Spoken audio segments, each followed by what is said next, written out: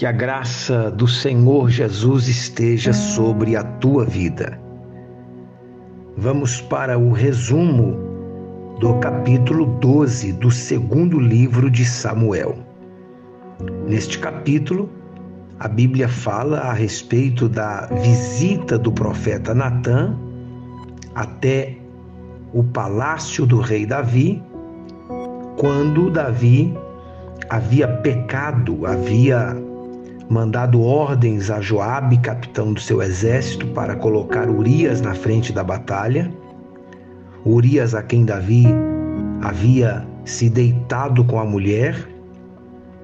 Urias, que Davi o chamou da guerra e pediu para que ele fosse à casa, para que se deitasse com a sua mulher, para, de uma maneira, esconder o seu pecado, porque a mulher estava grávida e Urias não fez isso.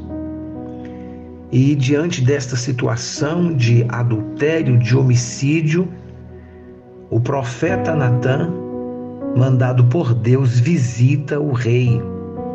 E Natã leva ao rei uma palavra de repreensão. Ele conta uma parábola para o rei, dizendo que um homem rico da cidade pegou a ovelha de um homem pobre desta mesma cidade para alimentar um viajante.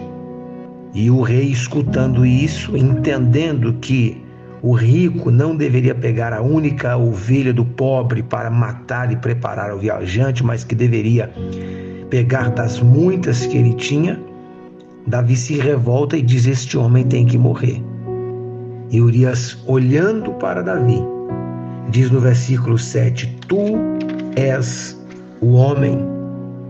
Assim diz o Senhor, Deus de Israel: eu te ungi rei sobre Israel e te livrei das mãos de Saul. Dei-te a casa do teu senhor e as mulheres do teu senhor em teus braços, e também te dei a casa de Israel e de Judá. E se isto fora pouco, eu teria acrescentado tais e tais coisas. Por que, pois, desprezaste a palavra do Senhor, fazendo o que era mal perante ele? Davi, depois de sentenciar à morte o homem que havia poupado das suas muitas ovelhas e pego a ovelha daquele pobre que só tinha uma, recebe a mensagem do profeta dizendo: tu és este homem. E neste momento que Natã apresenta para Davi a sentença que o Senhor estava trazendo sobre ele, porque o Senhor disse que traria a espada sobre a casa de Davi, e no futuro nós vamos ver isto acontecendo capítulos mais à frente, o desastre que acontece na casa de Davi. Mas o que me chama a atenção é o que está no versículo 12 a seguir: porque tu o fizeste em oculto. Natã está falando para Davi: você fez escondido. O pecado vem sempre feito às escondidas. Mas o texto diz: mas eu farei isto perante todo Israel e perante o sol. Tudo aquilo que é errado um dia será revelado, porque esta mesma Bíblia diz que não há nada em oculto que não seja revelado. É por isso que nós precisamos prestar atenção nas nossas atitudes e no nosso comportamento, porque um dia vem à tona, e quando vem à tona trazendo vergonha. Agora o versículo 13 me encanta, entendendo a graça de Deus. Então disse Davi a Natã: pequei contra o Senhor. Davi não tenta se justificar, como muitas vezes nós fazemos. Davi reconhece que havia pecado. E quando o homem e a mulher reconhecem o seu pecado, quando nós nos arrependemos do nosso mal, E arrepender aqui também não é só um sentimento, mas é uma atitude, é deixar o pecado. Olha o que o texto diz: Davi, pequei contra o Senhor. Disse Natã a Davi: também o Senhor te perdoou o teu pecado, não morrerás. O que eu aprendo com este versículo 13?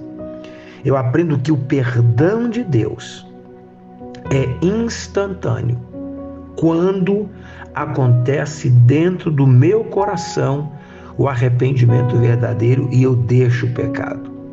Porque o Davi que pecou aqui com Betseba não volta a praticar este mesmo erro. Então, isso fica claro para nós que ele deixou este pecado.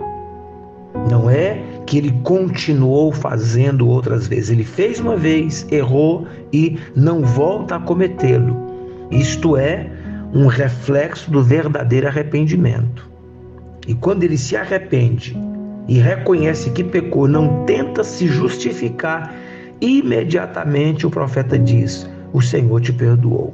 O perdão de Deus é instantâneo, mas aquela sentença que o profeta havia trazido sobre a casa de Saul, ela não foi cancelada, porque Deus perdoa o pecado, mas as consequências nós temos que enfrentá-las. E Davi vai enfrentar um desastre dentro de sua casa, mas o pecado lhe foi perdoado. Mais à frente, a Bíblia é estupenda, é maravilhosa, é encantadora. O texto diz, ainda no capítulo 12, no versículo 19, que Davi está chorando e jejuando pela criança que nasceu, mas que estava doente. E Davi ora e jejuma pedindo a Deus que a criança não morresse. Quando a criança morre, os servos de Davi não querem trazer a ele a notícia porque se preocupam com o seu estado. Vamos ler para a gente fazer de forma mais rápida. Versículo 19. Viu, porém, Davi que seus servos cochichavam uns com os outros e entendeu que a criança era morta, pelo que disse aos seus servos: é morta a criança? Eles responderam: morreu.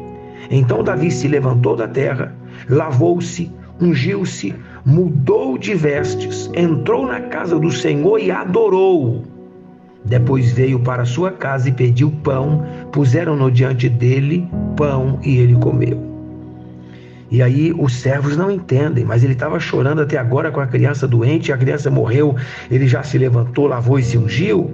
Respondeu Davi: vivendo ainda a criança, jejuei e chorei, porque dizia: quem sabe se o Senhor se compadecerá de mim e continuará viva a criança. Porém agora que é morta, por que jejuaria eu?